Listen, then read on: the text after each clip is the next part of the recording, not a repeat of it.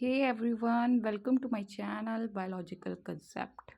जैसा कि आपको पता है, हमने स्टार्ट किया है अपना चैप्टर बायोलॉजिकल क्लासिफिकेशन, जो कि क्लास 11th का है और जो कि इम्पॉर्टेंट है आपके हर टाइप के एग्ज़ाम के लिए, चाहे आपके कॉम्पिटिटिव हो, चाहे स्कूल एग्ज़ाम है, चाहे आप टेट के लिए प्रिपेयर कर रहे हो या आप टीजीटी के लिए।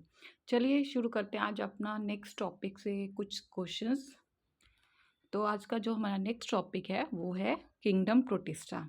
ठीक है, और इसके लिए किंगडम प्रोटिस्टा के मैं कुछ इम्पॉर्टेंट एमसीक्यू लेके आई हूँ आपके लिए, जो अक्सर एग्जाम्स में पूछे जाते हैं। तो शुरू करते हैं अपना पहला question. Single celled eukaryotes are included in. So आपका जो पहला क्वेश्चन है वो क्या है कि जो सिंगल सेल्ड यूकैरियोट्स हैं, ठीक है, वो कौन सा ऐसा ग्रुप है जिसमें, या सॉरी, कौन सा ऐसा किंगडम है जिसमें हम इनको डालते हैं, इनको इंक्लूड किया जाता है। तो आपके ऑप्शन है ए फंजाई, बी एल्गी, सी प्लांट्स, डी प्रोटिस्टा। सो इसका जो करेक्ट आंसर है वो है प्रोटिस्टा, किंगडम प्रोटिस्टा। जो आपका किंगडम प्रोटिस्टा है वो इंक्लूड करता है क्या, सिंगल सेल, जो यूनिसेलुलर मतलब एक ही सेल से जो बने होते हैं वो यूकैरियोट्स। ठीक है, चलिए जानते हैं कुछ किंगडम प्रोटिस्टा के बारे में। प्रोटिस्टा क्या है? प्रोटिस्टा वो किंगडम है जो इंक्लूड करेगा सिंगल सेल्ड यूकैरियोट्स। ठीक है, इसमें क्या होता है, यूकैरियोट्स के पास क्या होता है, मेम्ब्रेन बाउंड ऑर्गेनेल्स होती है। ठीक है, जैसे कि mitochondria, Golgi body, nucleus, ER, ये सब। ठीक है, और प्रोटिस्टा को ही हम क्या बोलते हैं, kingdom of unicellular eukaryotes. Kingdom, अगर आपसे पूछा जाए कि किंगडम ऑफ यूनिसेलुलर यूकैरियोट्स किसे बोला जाता है, तो वो प्रोटिस्टा है। उससे पहले हमने मोनेरा के बारे में पढ़ा था, ठीक है, जो कि प्रोकैरियोट्स है। लेकिन आज हम क्या पढ़ रहे हैं, किंगडम प्रोटिस्टा। तो वो क्या है, यूनिसेलुलर यूकैरियोट्स हैं, ये आपको याद रखना है।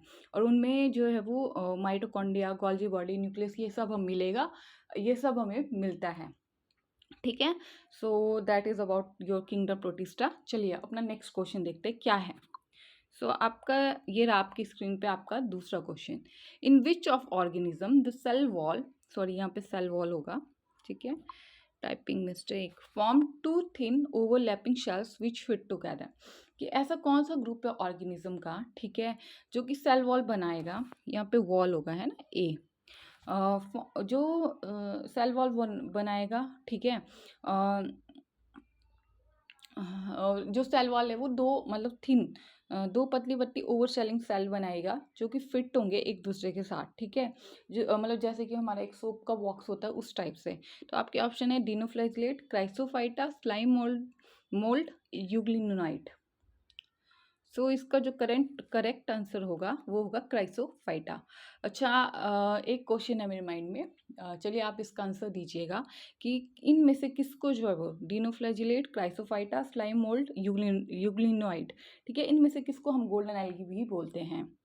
ठीक है, और ये सब क्या है, ये प्रोटिस्टा के फर्दर जो ग्रुपिंग की हमने प्रोटिस्टा की वो हैं ये। ठीक है, चलिए आइए, तो इसका जो आंसर है वो है बी, क्राइसोफाइटा। चलिए देखते हैं, क्राइसोफाइटा क्या है, उसको ही हम गोल्डन एल्गी बोलते हैं। ठीक है, और इसमें क्या आता है, आपके डाई एटम्स आते हैं, ठीक है, जिनमें क्या होती है, जिनमें कि एक सिलिशियस सेल की कवरिंग होती है जिसे हम फ्रस्टल बोलते हैं। ये जो फ्रस्टल होते हैं ये दो बेल्ट से बने होते हैं, एक एपिथिका और एक हाइपोथिका। ठीक है, और ये एक सोप बॉक्स की तरह फिट होते हैं एक दूसरे के साथ। That is your answer. चलिए आते हैं नेक्स्ट क्वेश्चन की तरफ। Amoeba acquire its food through a process term. अब अमीबा यहाँ से कहाँ से आ गया, अमीबा को भी हमने किंगडम प्रोटिस्टा के प्रोटोजोन वाले पार्ट में रखा है।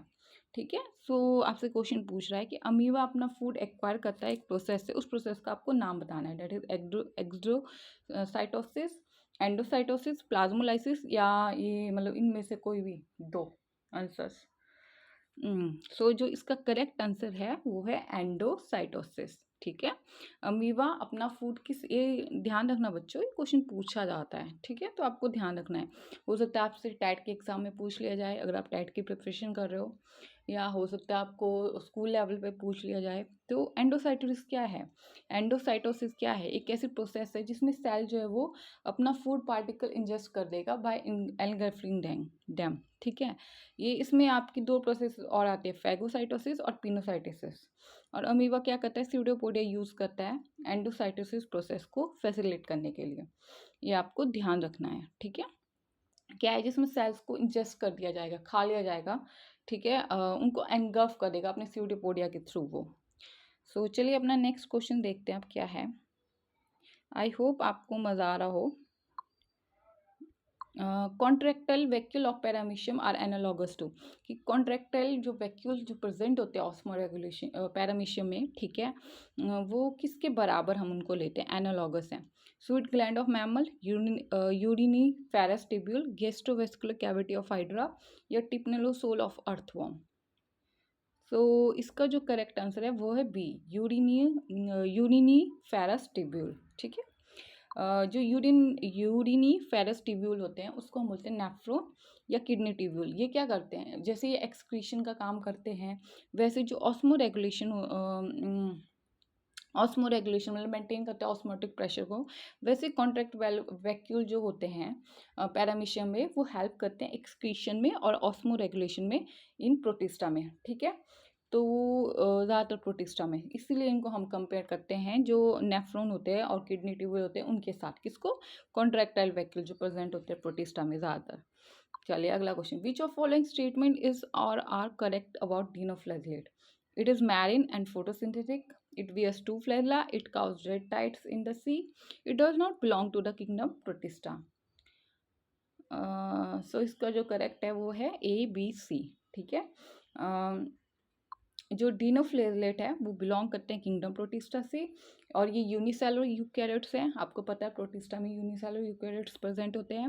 ये लीव्स इन वाटर, लैंड और पैरासाइट की तरह भी रहते हैं। ये मैरीन है और फोटोसिंथेटिक है, और इसमें दो फ्लैजला, याद रखना डिनोफ्लेजेलेट में क्या है बच्चों, दो फ्लैजला है, एक लॉन्गिट्यूडल है और दूसरा ट्रांसवर्स है, ठीक है, in the furrow between the wall plates. और ये रेड टाइड्स जो आती है सी में, वो भी इसके कारण आती है और टॉक्सिन रिलीज करते हैं, इसलिए जो ऑर्गेनिज्म होते हैं वो इनेक्ट कर देते हैं एरिया को, वो डाई कर जाते हैं। सो अगर आपसे पूछा जाए कि रेड टाइड्स सी में कौन कॉज करता है, तो ऑप्शन में डिनोफ्लेजेलेट हो तो आपको वो करेक्ट करना है। चलिए आइए नेक्स्ट क्वेश्चन,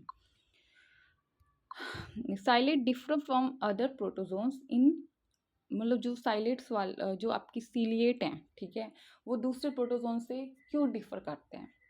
यूजिंग फ्लैजला, वो फ्लैजला यूज करते हैं लोकोमोशन के लिए, उनके पास कॉन्ट्रैक्टाइल वैक्यूल होता है, having two type of nuclei, using pseudopodia for capturing prey. तो इसका जो करेक्ट आंसर आएगा वो है ऑप्शन सी, जो साइलेट होते हैं वो अलग दूसरे प्रोटोजोन से अलग होते हैं क्योंकि उनके पास दो फ्लैजला होते हैं, ठीक है, सॉरी दो न्यूक्लियाई होते हैं, ठीक है। जैसे कि आपका पैरामीशियम है उसके पास two type of nuclei, macro और माइक्रो। आई होप आपको आज का वीडियो पसंद आया होगा। सो बस आज के लिए इतना ही, थैंक यू, मिलते हैं अपने नेक्स्ट वीडियो में। तब तक के लिए please like, share and comment on my video. Thank you.